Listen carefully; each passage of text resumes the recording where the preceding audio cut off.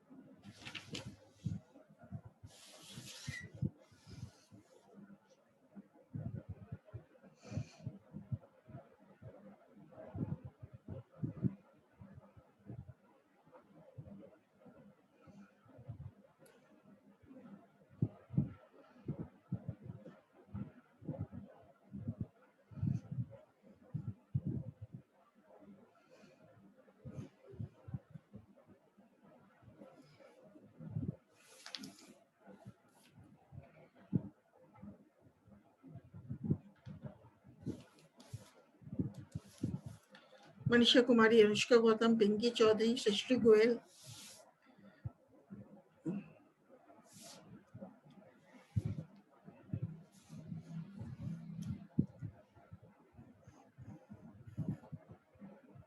खुशबू सिरोहिया।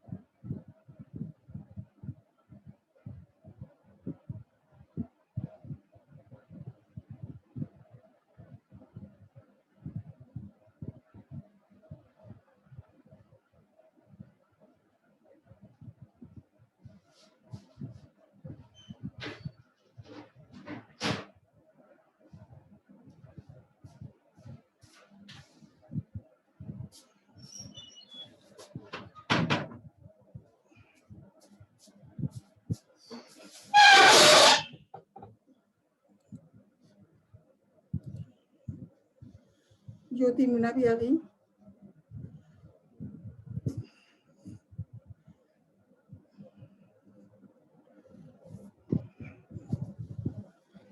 तो अपन आज बात करेंगे राइबोसोम्स की। राइबोसोम्स पे एक स्लाइड शेयर कर रही हूँ।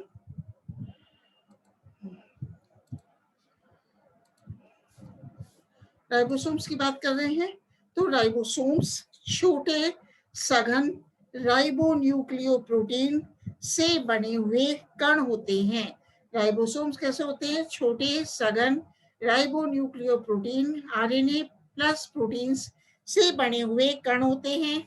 ये कोशिका में एंडोप्लाज्मिक रेटिक्यूलम तथा न्यूक्लियर मेम्ब्रेन केंद्रक झिल्ली की बाहरी सतह पर संलग्न अथवा कोशिका द्रव्य में माइटोकॉन्ड्रिया तथा हरित लवकों के मैट्रिक्स में स्वतंत्र रूप से बिखरे हुए पाए जाते हैं।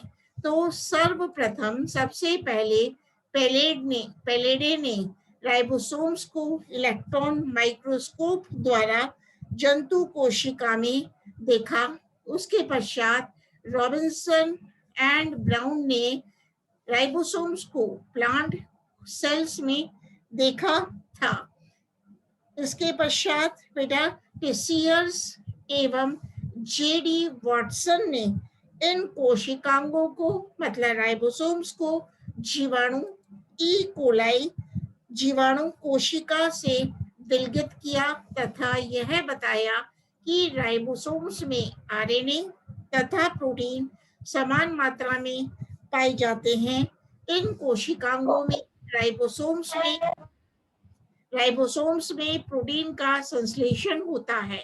अब बात करते हैं occurrence and distribution of ribosomes, उपस्थिति तथा वितरण। तो राइबोसोम्स प्रोकैरियोटिक व यूकैरियोटिक दोनों प्रकार के कोशिकीय संगठनों में उपस्थित होते हैं। प्रोकैरियोटिक कोशिकाओं के कोशिका द्रव्य में राइबोसोम स्वतंत्र रूप से पाए जाते हैं, किंतु यूकैरियोटिक कोशिकाओं में अधिकतर झिल्लियों पर राइबोसोम्स संलग्न रहते हैं। लेकिन कुछ प्लांट सेल्स, पादप कोशिकाओं व जंतु कोशिकाओं के यकृत तथा भ्रूण की तंत्रिका कोशिकाओं में राइबोसोम्स स्वतंत्र अवस्था में साइटोप्लाज्म में बिखरे रहते हैं। तो माइटोकॉन्ड्रिया तथा हरित लवकों में पाए जाने वाले राइबोसोम्स इनके मैट्रिक्स में बिखरे रहते हैं। Now the number, size and shape of ribosomes. Ribosome की संख्या, आकार एवं परिमाप। तो किसी भी कोशिका में राइबोसोम्स की संख्या व सांद्रण का सीधा संबंध उसमें उपस्थित आरएनए की मात्रा, कोशिका की क्षारग्राही प्रकृति तथा उपलब्ध होने वाले पोषण से रहता है। इनकी पर्याप्त मात्रा में राइबोसोम्स की संख्या घट जाती है। राइबोसोम्स मुख्य रूप से दो परिमापों में पाए जाते हैं। पहला है प्रोकैरियोटिक कोशिकाओं जैसे जीवाणु व नीले हरे शैवालों में पाए जाने वाले राइबोसोम्स छोटे होते हैं। इनका सेडिमेंटेशन कोएफिशिएंट 70 होता है तथा आणविक भार 2.7 multiply by 10 raised to the power 6 dalton होता है। हाँ सृष्टि, कोई पूछना चाह रहे हो कुछ? सृष्टि, राइबोसोम्स का अवसादन गुणांक 80 होता है। अतः राइबोसोम्स का यूकैरियोटिक कोशिकाओं में पाए जाने वाले राइबोसोम्स बड़े होते हैं और इनका अवसादन गुणांक सेडिमेंटेशन कोएफिशिएंट 80 होता है। अतः ये ATS प्रकार के होते हैं। इनका आणविक भार लगभग 4 multiply by 10 raised to the power 6 dalton होता है। अब अपन बात करते हैं कि सेडिमेंटेशन कोएफिशिएंट अवसादन गुणांक के आधार पर राइबोसोम्स इतने प्रकार के होते हैं, अग्र प्रकार के होते हैं। एक तो है बेटा 70S राइबोसोम्स, दूसरा है 80S राइबोसोम्स, तीसरा है 77S तथा 60S राइबोसोम्स। तो पहले किसकी बात करते हैं अपन? 70S राइबोसोम्स की। तो 70S राइबोसोम्स का अवसादन गुणांक 70S होता है। ये जीवाणु कोशिकाओं तथा यूकैरियोटिक कोशिकाओं के माइटोकॉन्ड्रिया वह हरित लवकों में पाए जाते हैं। इनका आणविक भार 2.7 multiply by 10 raise to the power 6 dalton होता है। तो आप यहाँ क्या देख रहे हो, प्रोकैरियोटिक व यूकैरियोटिक राइबोसोम्स की उप इकाइयां दिखा रहा है ये आपको। ये है यूकैरियोटिक राइबोसोम्स 80S और ये है प्रोकैरियोटिक राइबोसोम्स 70S। तो 80S राइबोसोम्स की जो सब यूनिट्स हैं, एक तो है बेटा 90S, एक है 60S सब यूनिट, और जो 70S राइबोसोम की सब यूनिट्स हैं, एक है बेटा 30S एंड 50S। अब अपन बात करते हैं 80S राइबोसोम्स, जो कि ये दिखाई दे रहा है आपको यूकैरियोटिक राइबोसोम्स। तो इनका 80S राइबोसोम्स का अवसाधन गुणांक 80S होता है। आकार में बड़े तथा समस्त यूकैरियोटिक कोशिकाओं में 80S राइबोसोम्स पाए जाते हैं और 80S राइबोसोम्स का आणविक भार 4 multiply by 10 raise to the power 6 dalton होता है। अब बात करते हैं 77S तथा 60S राइबोसोम्स की। तो 77S प्रकार के राइबोसोम्स फंगल सेल्स कवक कोशिकाओं के माइटोकॉन्ड्रिया में तथा 60S राइबोसोम्स जंतु कोशिकाओं के माइटोकॉन्ड्रिया में पाए जाते हैं। सभी प्रकार के राइबोसोम्स आकार में गोलाकार होते हैं। अब बात करते हैं राइबोसोम की संरचना, स्ट्रक्चर ऑफ राइबोसोम। तो संरचना में राइबोसोम छोटे गोलाकार कण होते हैं जिनका व्यास 150 से 250 एंगस्ट्रॉम डिग्री तक हो सकता है और ये राइबोसोम्स दो उप इकाइयों, दो सब यूनिट्स के एकीकृत होने के उपरांत बनने वाली संरचनाएं हैं। एक उप इकाई, एक सब यूनिट बड़ी डोम शेप्ड तथा एक छोटी उप इकाई टोपी की तरह बड़ी इकाई पर जुड़ी रहती है। तो दोनों प्रकार 70S तथा 80S के राइबोसोम्स में दो दो उप इकाइयां पाई जाती हैं। तो अपन देखते हैं लक्षण प्रोकैरियोटिक राइबोसोम्स व यूकैरियोटिक राइबोसोम्स। तो क्या दिखा रही है टेबल, प्रोकैरियोटिक एवं यूकैरियोटिक राइबोसोम्स में अंतर। तो शेप कैसी है, प्रोकैरियोटिक राइबोसोम्स की शेप कम गोलाकार है, ठीक है, और इसमें यूकैरियोटिक में राइबोसोम्स अधिक गोलाकार होते हैं, वह अधिक हाइड्रेटेड होते हैं। वह प्रोकैरियोट्स में राइबोसोम्स कम हाइड्रेटेड होते हैं। तो यू प्रोकैरियोट्स में राइबोसोम्स की जो आकार है वो 80 नैनोमीटर होती है, जबकि यूकैरियोट्स में राइबोसोम्स 20 से 22 नैनोमीटर होते हैं। अब प्रोकैरियोटिक राइबोसोम्स का जो सेडिमेंटेशन कोएफिशिएंट है, सेडिमेंटेशन कोएफिशिएंट है 70S होता है, जबकि यूकैरियोटिक राइबोसोम्स का सेडिमेंटेशन कोएफिशिएंट 80S होता है। अब इनके आणविक भार मतलब मॉलिक्यूलर वेट कितना होता है, तो जो राइबोसोम्स प्रोकैरियोटिक राइबोसोम्स का molecular weight 2.7 multiply by 10 raise to the power 6 dalton होता है, जबकि यूकैरियोटिक राइबोसोम्स का आणविक भार मॉलिक्यूलर वेट 4 से 5.0 multiply by 10 raise to the power 6 dalton होता है। अब बड़ी उप इकाई मतलब लार्ज सब यूनिट का अवसादन गुणांक प्रोकैरियोटिक राइबोसोम्स में 50S होता है, जबकि यूकैरियोटिक राइबोसोम में लार्ज सब यूनिट का सेडिमेंटेशन कोएफिशिएंट 60S होता है। अब बात करते हैं मतलब बड़ी सब यूनिट, ये बड़ी उप इकाई का आणविक भार प्रोकैरियोटिक राइबोसोम्स में 1.8 multiply by 10 raise to the power 6 dalton होता है, जबकि यूकैरियोट्स में बड़ी सब यूनिट का आणविक भार 3 से 3.6 multiply by 10 raise to power 6 10 raise to the power 6 dalton होता है। अब अपन पढ़ेंगे about the ultra structure of ribosomes, ribosomes की सूक्ष्म संरचना। तो इलेक्ट्रॉन माइक्रोस्कोप द्वारा ये ज्ञात हो चुका है कि राइबोसोम्स दो गोलाकार उप इकाइयों के संयोजन से बनी एक पूर्ण इकाई होती है जिसका व्यास लगभग 200 एंगस्ट्रॉम डिग्री होता है। तो बेटा नेनिंगा ने इलेक्ट्रॉन माइक्रोस्कोप द्वारा 70s प्रकार के राइबोसोम्स का अध्ययन किया तथा नेनिंगा ने पाया कि 50s उप इकाई आकृति में पंचदयी होती है और इसका परिमाप 160 से 180 एंगस्ट्रॉम डिग्री होता है और 50s उप इकाई के केंद्र में 40 से 60 एंगस्ट्रॉम डिग्री परिमाप का अवतल क्षेत्र पाया जाता है जिस पर छोटी उप इकाई आकर संयोजित होती है।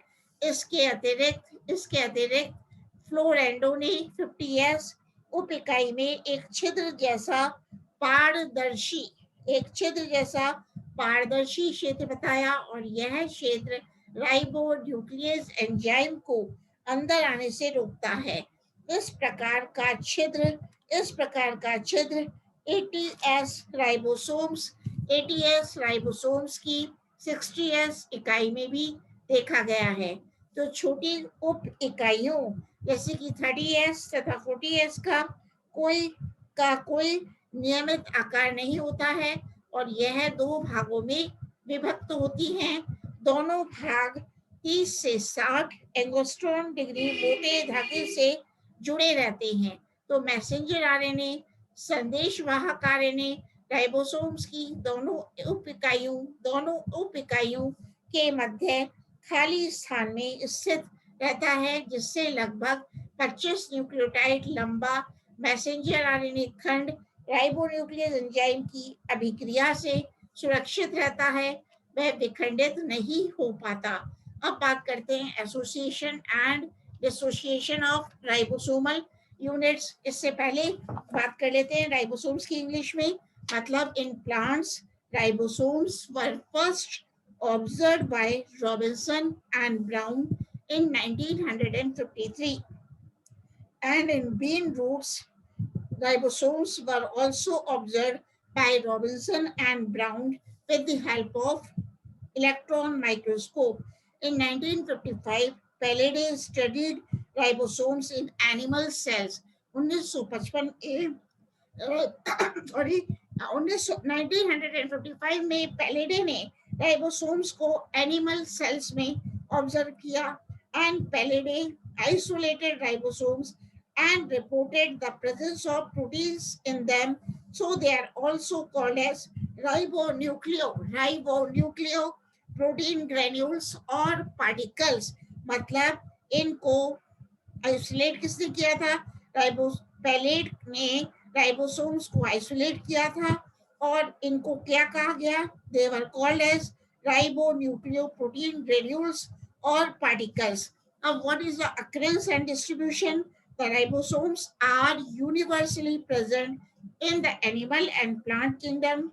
The density of the ribosomes per unit area being rather constant for any given species. So ribosomes can occur in free state or ribosomes may be found attached to the outer membrane of endoplasmic reticulum. These endoplasmic reticulum are called as rough endoplasmic reticulum. बेटा जब ribosomes endoplasmic reticulum की outer membrane पर attach रहते हैं, संलग्न रहते हैं, तो ऐसे एंडोप्लाज्मिक रेटिकुलम को रफ एंडोप्लाज्मिक रेटिकुलम कहते हैं. And these ribosomes are found to be more active in protein synthesis. ये राइबोसोम्स प्रोटीन संश्लेषण का कार्य करते हैं. तो these ribosomes bind messenger RNA and transfer RNA to synthesize polypeptides and proteins. Now the number of ribosomes are abundantly present in cell. However, the number of ribosomes depends on the species and metabolic activity or metabolic state of the cell. In E. coli, जो bacteria का नाम क्या है? In E. coli, the number of ribosomes could be up to 15,000. E coli में बेटा ribosomes की संख्या 15,000 तक भी हो सकती है. And in cells which are metabolically active, the number of ribosomes is more, but in old and diseased cells, the number of ribosomes is less. Now the ultrastructure of ribosomes. So ribosome structure is complex and is made up of two subunits. Ribosomes की जो संरचना है जटिल होती है और ribosome दो उप इकाइयों, दो सब यूनिट्स का बना हुआ होता है. तो in prokaryotes the ribosomes are small and is made up of 70s सब यूनिट. जैसे कि आपने डायग्राम में देखा था, प्रोकैरियोट्स में राइबोसोम्स छोटे होते हैं और 70s उप इकाई 70s सब यूनिट के बने होते हैं. तो out of these the larger is the 50s subunit while the smaller is the 30s subunit. तो एक स्लाइड अभी और शेयर कर रही हूँ, ठीक है. तो इसमें अपन देखेंगे association and dissociation of ribosomal subunits. Ribosomes उप इकाइयों का संयोजन तथा विनियोजन. तो राइबोसोम्स की दोनों उप इकाइयों के संरचनात्मक संयोजन के लिए मैग्नीशियम आयन के बहुत कम सांद्रण 0.001 मोलर की आवश्यकता होती है. मैग्नीशियम आयन की अनुपस्थिति में राइबोसोम्स की उप इकाइयां स्वतंत्र पड़ी रहती हैं. वापस बोलती हूँ, मैग्नीशियम आयन की अनुपस्थिति में राइबोसोम्स की उप इकाइयां मतलब सब यूनिट्स स्वतंत्र पड़ी रहती हैं. इसके अतिरिक्त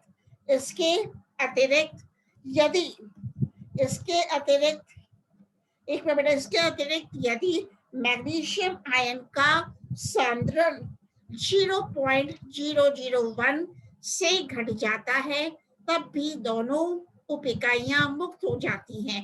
मतलब जब बेटा मैग्नीशियम आयन का कॉन्सेंट्रेशन 0.001 मोलर से घट जाता है तब भी राइबोसोम्स की दोनों सब यूनिट्स मुक्त हो जाती हैं, फ्री रहती हैं.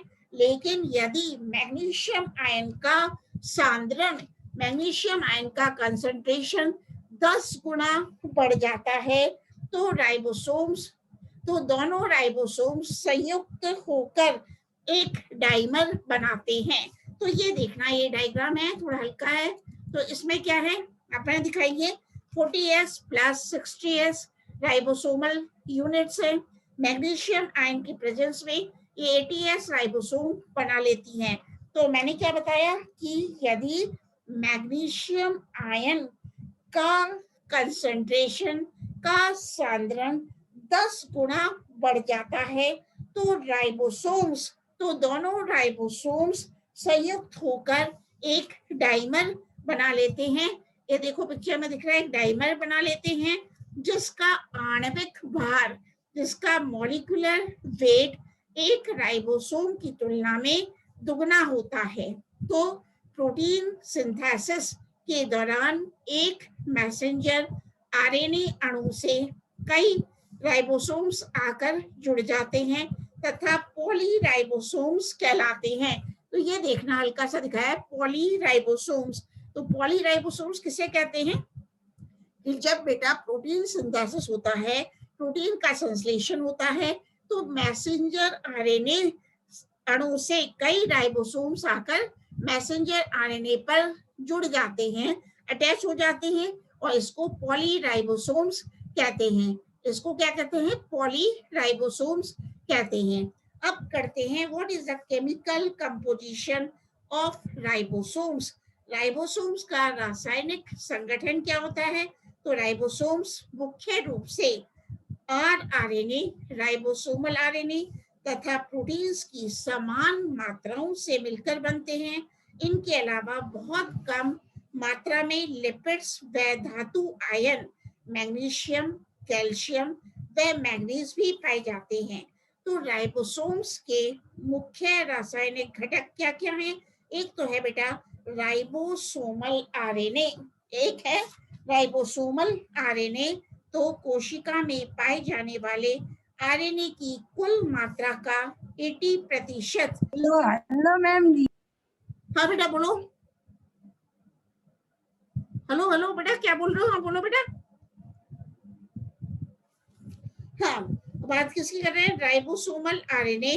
तो कोशिका में पाए जाने वाले आरएनए की कुल मात्रा का 80%, 80% से भी अधिक भाग राइबोसोमल आरएनए के रूप में राइबोसोम्स में पाया जाता है। 70s राइबोसोम्स में आरएनए की मात्रा 65% होती है तथा 80s राइबोसोम्स में 45% आरएनए पाया जाता है। तो राइबोसोमी आरएनए लगभग 7000 एंगस्ट्रॉन डिग्री लंबा तथा अत्यधिक कुंडलित सूत्र हाई फोल्डेड फिलामेंट के रूप में पाया जाता है। इससे प्रोटीन अणु जुड़े रहते हैं। अब नेक्स्ट बात करते हैं राइबोसोमल प्रोटीन्स की, जो कि मैं एक पिक्चर में शेयर कर रही हूँ आपको स्लाइड में। इसकी राइबोसोमल प्रोटीन्स की, ये है राइबोसोमल प्रोटीन्स। तो राइबोसोम्स में पाए जाने वाले प्रोटीन बहुत जटिल होते हैं, इन्हें कोर प्रोटीन्स कहा जाता है। राइबोसोम्स में पाए जाने वाले प्रोटीन्स बेटा बहुत जटिल होते हैं, इन्हें कोर प्रोटीन्स कहा जाता है। प्रोकैरियोटिक राइबोसोम्स से लगभग 55 प्रोटीन्स विलगित आइसोलेट किए जा चुके हैं, जिनमें से करीब 21 प्रोटीन्स बड़ी 50s उपिकाई में मिलते हैं। ये सभी कोर प्रोटीन्स कहलाते हैं। केवल एक प्रोटीन जो कि दोनों इकाइयों में समान पाया जाता है को छोड़कर शेष सभी प्रोटीन्स एक दूसरे से भिन्न होते हैं। तो प्रोकैरियोटिक राइबोसोम की अपेक्षा यूकैरियोटिक राइबोसोम्स में प्रोटीन अधिक मात्रा में उपस्थित होते हैं। जैसे कि बेटा एग्जाम्पल लेते हैं, ई कोलाई कोशिका में केवल 37% राइबोसोमी प्रोटीन्स होते हैं, जबकि मटर की नवांकुर कोशिकाओं में 60% राइबोसोमी प्रोटीन्स पाए जाते हैं। तो आप देख रहे हो ये दिखाया है, ये डायग्राम किसका दिखाया है? राइबोसोम्स के विभिन्न आरएनए तथा मुख्य प्रोटीन्स का डायग्राम दिखाया है। तो ये है 30s सब यूनिट, स्मॉलर सब यूनिट, ये है 50s सब यूनिट। तो ये जो प्रोटीन्स हैं, एक तो है 23s, एक है sp30 और ये 50s, sp50 तथा 40s। इसको आगे बता रही हूँ डायग्राम से। वैसे तो राइबोसोमी प्रोटीन्स का आणविक भार 7000 से 32000 डाल्टन होता है तथा क्षारीय अमीनो अम्ल अधिक मात्रा में होते हैं। इन्हें राइबोसोम्स से विनियोजित एसोसिएट किया जा सकता है, इसलिए ये स्प्लिट प्रोटीन्स भी कहलाते हैं। तो देखना बेटा एसपी का मतलब क्या है? स्प्लिट प्रोटीन्स, मतलब ये तो है राइबोसोम की कंप्लीट यूनिट। फिर ये उप इकाइयां हैं 30s एंड 50s। तो किसकी बनी है? 23s। वह एसपी का मतलब क्या है? स्प्लिट प्रोटीन्स कहलाते हैं। sp30 और ये sp50 स्प्लिट प्रोटीन 50। तो दो प्रकार के विभक्त प्रोटीन्स पाए जाते हैं, दो प्रकार के स्प्लिट प्रोटीन्स पाए जाते हैं। डायग्राम में देख रहे हो कौन कौन से हैं? sp30 व sp50। तो दो प्रकार के स्प्लिट प्रोटीन्स पाए जाते हैं। यदि इन्हें और अधिक प्रभाजित किया जाए तो ये एसिडिक व बेसिक प्रोटीन्स में विभक्त हो जाते हैं। तो देखना बेटा एसपी प्रोटीन्स को अगर विभाजित करते हैं तो ये एसिडिक व बेसिक प्रोटीन्स में, एपी का मतलब है एसिडिक प्रोटीन्स व बेसिक प्रोटीन्स में डिवाइड हो जाते हैं। यदि राइबोसोम्स विनियोजन से प्राप्त निष्क्रिय कोर प्रोटीन्स आरएनए व प्रोटीन्स हो तथा उसमें विभक्त प्रोटीन्स को मिला दिया जाए तथा उसमें स्प्लिट प्रोटीन्स को मिला दिया जाए तथा तापक्रम 37 डिग्री सेंटीग्रेड रखा जाए तो सक्रिय राइबोसोम्स का पुनर्निर्माण किया जा सकता है। अब तीसरी बात करते हैं राइबोसोमी या राइबोसोमल एंजाइमेटिक प्रोटीन्स। तो राइबोसोम में पाए जाने वाले बहुत से प्रोटीन्स एंजाइम के रूप में प्रोटीन संश्लेषण की क्रिया को उत्प्रेरित करते हैं, जैसे कि फॉर एग्जाम्पल बेटा प्रारंभिक प्रोटीन्स F1, F2 तथा F3 प्रोटीन सिंथेसिस की क्रिया को आरंभ करते हैं। तो जो प्रारंभिक प्रोटीन्स हैं F1, F2 तथा F3 प्रोटीन संश्लेषण की क्रिया को आरंभ करते हैं। इसी प्रकार ट्रांसफर प्रोटीन्स जैसे G कारक व TS कारक, इनका मुख्य कार्य राइबोसोम को मैसेंजर आरएनए पर तथा ट्रांसफर आरएनए के एक स्थल से दूसरे स्थल पर स्थानांतरित करना होता है। दूसरे enzyme peptidyl transferase enzyme peptide श्रृंखलाओं को amino acyl tRNA transfer RNA तक स्थानांतरित करने का कार्य करते हैं। तो अपन लास्ट में ले लेते हैं what are the functions of ribosomes. Ribosomes के फंक्शंस कौन कौन से हैं? तो फंक्शंस में राइबोसोम्स क्या करता है? राइबोसोम कोशिका में वह स्थल होते हैं जहां पर प्रोटीन संश्लेषण जैसी महत्वपूर्ण क्रिया संपन्न होती है। अतः राइबोसोम्स को कोशिका की प्रोटीन फैक्ट्री कहा जाता है। राइबोसोम्स को क्या कहा जाता है? Ribosomes are called as protein factories of the cells. और राइबोसोम्स का मुख्य कार्य विभिन्न अमीनो एसिड्स को एक निश्चित क्रम में विन्यासित करके विशिष्ट पॉलीपेप्टाइड श्रृंखला द्वारा प्रोटीन का निर्माण करना होता है। तो what are the functions of ribosomes? What are the functions of ribosomes? तो कैसे बता सकते हैं? तो ribosomes act as enzyme ribozyme where it helps in protein synthesis. Ribosomes help in protein synthesis by catalyzing the elongation of peptide during the translation process. Ribosomes are also called as protein factories of the cell, as without help of ribosomes protein synthesis cannot occur. मतलब ribosomes को क्या कहा जाता है? These ribosomes are called as protein factories of the cell. क्यों? Because without the help of ribosomes, protein synthesis cannot occur. Ribosomes के बिना protein संश्लेषण नहीं हो पाता है, as they join amino acids together in the manner specified by mRNA molecules. So ribosomes and their associated proteins and other molecules are sometimes termed as translation apparatus, as they are the site of translation of messenger RNA into protein. ठीक है, ये तो हो गया अपना ribosome का function हो गया।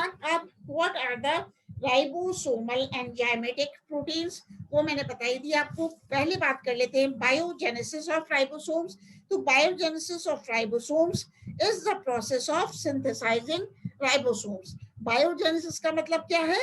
It is a process of synthesising ribosomes. So as prokaryotes lack nucleolus, the biogenesis of ribosomes takes place in cytoplasm only. क्योंकि बेटा प्रोकैरियोट्स में न्यूक्लियोलस नहीं पाया जाता, इसलिए राइबोसोम्स का जो बायोजेनेसिस है वो कोशिका द्रव्य साइटोप्लाज्म में होता है। तो ribosomal RNA biogenesis takes place by special code of rDNA. तो बायोजेनेसिस ऑफ राइबोसोम्स भी अपन ने देखा। इसको शॉर्ट में कैसे कह सकते हैं? बायोजेनेसिस ऑफ राइबोसोम्स को शॉर्ट में अपन एक्सप्लेन कर सकते हैं कि राइबोसोम्स का जीवांत जनन, बायोजेनेसिस ऑफ राइबोसोम्स। तो यूकैरियोट्स में राइबोसोम्स का जीवांत जनन एक जटिल प्रक्रिया होती है। यह केंद्रक में होता है। कोशिका विभाजन के अंत में नई केंद्रक का निर्माण न्यूक्लियोलर ऑर्गेनाइजर गुणसूत्र के द्वितीयक द्वितीयक द्वितीयक संकीर्ण में होता है। तो इन न्यूक्लियर ऑर्गेनाइजर्स में राइबोसोम्स में पाए जाने वाले आरएनएस 18S, 28S तथा 58S के निर्माण के लिए जीन्स पाई जाती हैं। तो आज अपन ने राइबोसोम्स की चर्चा करी।